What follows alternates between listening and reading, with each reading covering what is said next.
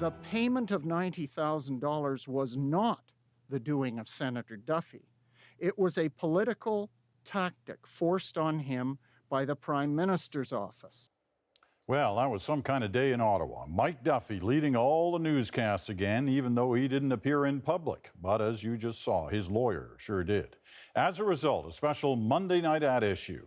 Andrew is here in Toronto, Bruce is in Calgary, and with Chantal unavailable tonight, Jennifer Ditchburn joins us from Ottawa, which is where we will start. Jennifer, you were in the room when the Duffy lawyer was speaking. What was it like in there? Well, I think you could say that Mr. Bain had everyone's rapt attention. It's a small room in the basement of Parliament Hill's Centre Block, and it was packed with reporters.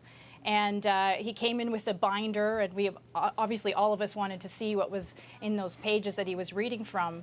But it was really I don't know, it felt like the first time that we were able to get into some of the details about what happened over the last several months and ask questions. I mean, it's been quite frustrating has it been more than 6 months, 7 months, because we haven't had any real opportunity to ask and get down into the nitty-gritty of the story. And we should mention that as interesting as that binder might have been, he wasn't sharing those documents, he was just reading from some of them.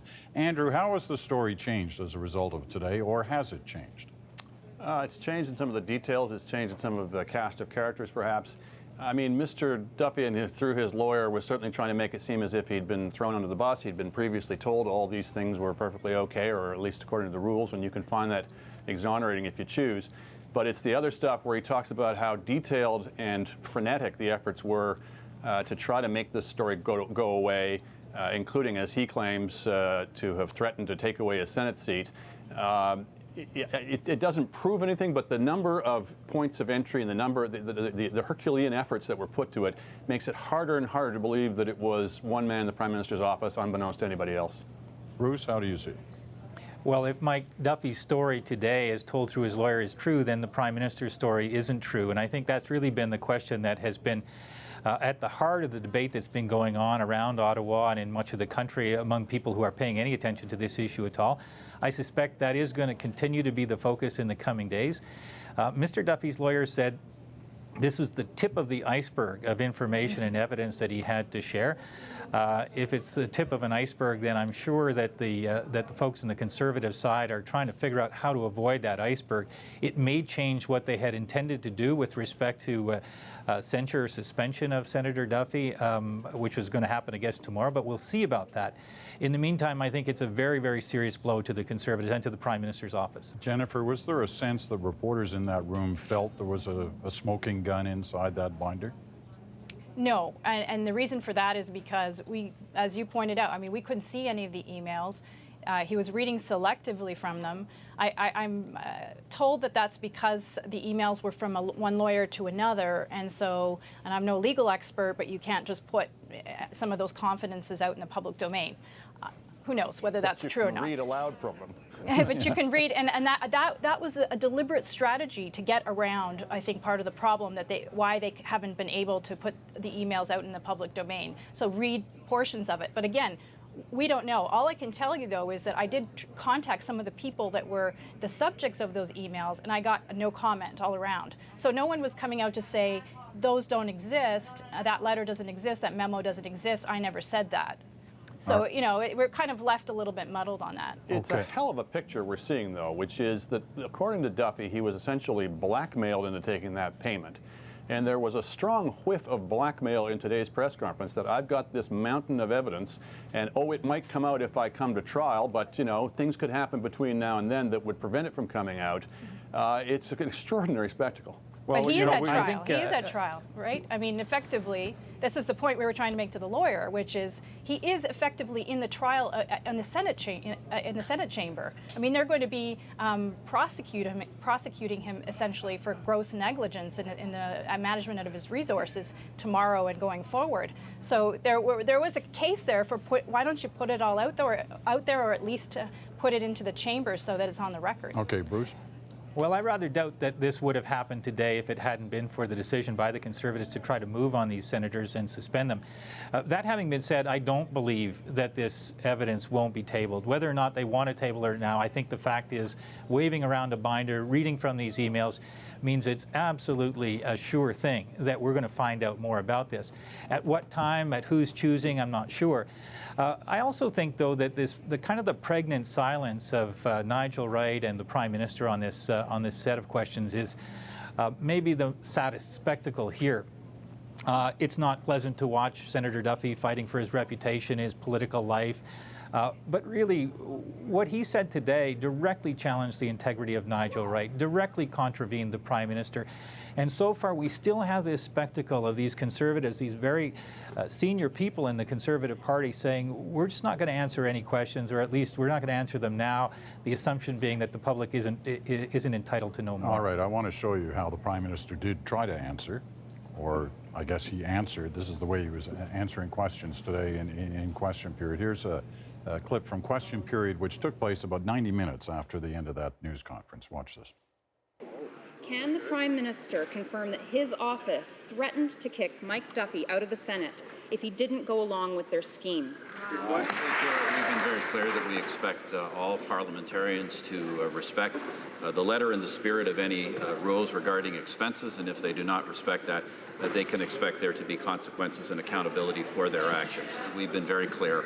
If anybody doesn't respect the rules, they will be held accountable. We've made very clear here today and before that we expect all senators, all members of Parliament to respect rules regarding expenses. That was not repeating the same answer three times. That was three separate answers to questions throughout question period. So the Prime Minister is back to that strategy of not answering the direct question. There were 19 direct questions headed at the government today, headed at the Prime Minister. He chose to try to answer just a few of them, always with some form of that answer. Andrew, is that strategy going to work much longer? It's worked to date in that it's hard for our system, other than embarrassing the Prime Minister, making him look bad, it's hard for us to really compel him to answer these questions if he doesn't want to. I should say he did give an answer in French in which he appeared to say, well, look, the answers I gave in the spring were the best information, or the information that was available to me at the time. And it's entirely possible that he did not know and mistakenly said that nobody in my office knew either. But is that the beginning of a withdrawal from the spring position? Well, in that respect, I think it's harder and harder for them to maintain that nobody in their office knew, since we have Nigel Wright's lawyers, for example, telling the RSMP that the three different officials, including the Prime Minister's own legal counsel, knew about, at some stage anyway, knew about this payment. So he certainly, I think, would find it hard to maintain that nobody knew. I think he can still maintain, unless it's contradicted directly, that he himself did not know. I always find it fascinating to watch question period to see what his own backbench and his fellow cabinet ministers are doing when he's answering questions, because they seem as eager to hear the answer as anyone. What is the sense of that caucus these days on this issue, especially after all the alleged excitement around the throne speech last week? Jennifer, what's the mood in that caucus? Well, I mean, there's more and more MPs that are talking about let's just abolish the Senate, first of all, which is interesting because before, I mean, going back so many years, it was about reform. There's more and more people talking about abandoning it. There are people upset with their Senate colleagues that they feel, are betraying them on different issues. I mean, it's not a happy camp when it comes to the Senate.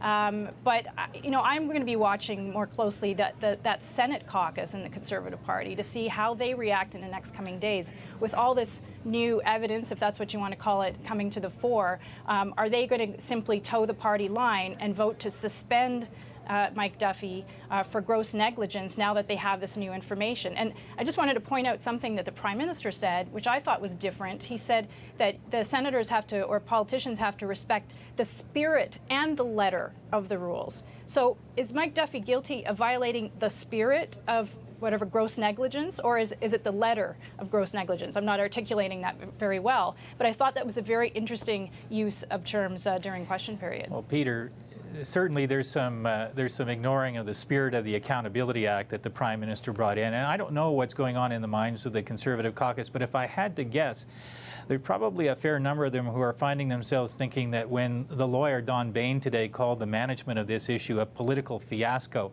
that they're agreeing with that assessment, that this has really been maybe not the worst thing ever done, but possibly the worst management of a bad thing that was done in quite some time.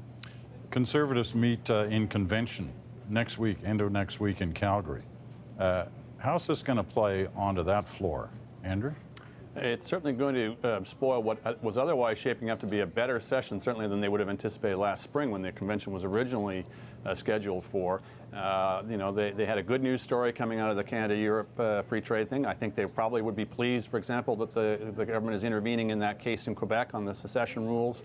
But this kind of thing drags them right back to last spring, hits them right at the kind of thing that they had prided themselves on, that whatever else you might say about them, at least they weren't as bad as those old Liberals.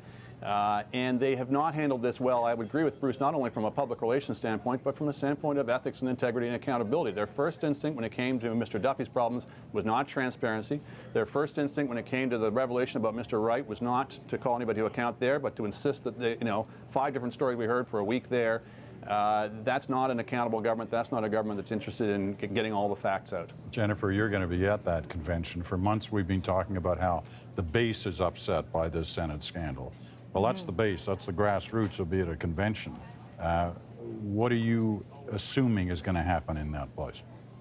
Well, I think that the Senate will have to form part of the Prime Minister's speech to the grassroots. And, on a number of other fronts, there are motions for the floor of the convention on nomination processes, on how leaders are elected. And perhaps you'll see a grassroots of the party that's a little bit more emboldened by this to say, hey, hello over here, you haven't had to pay too much of attention to us because you've been so successful electorally, but now this is starting to touch us and we're upset by this. And so, we'll see if they're given much say, although I have to say the timing of the convention has been shortened a little bit to what we were expecting back in June. So it's hard to see how much of that's going to play out next week in Calgary. All right. Close this off for us, Bruce. Where are we at in this story now?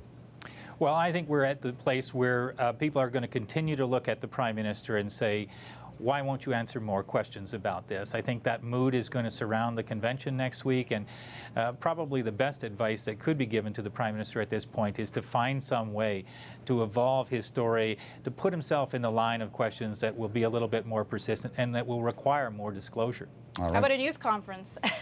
News on conference would Parliament help. Hill. Or an interview. I'm sure enough of us have been asking for one for 6 months now.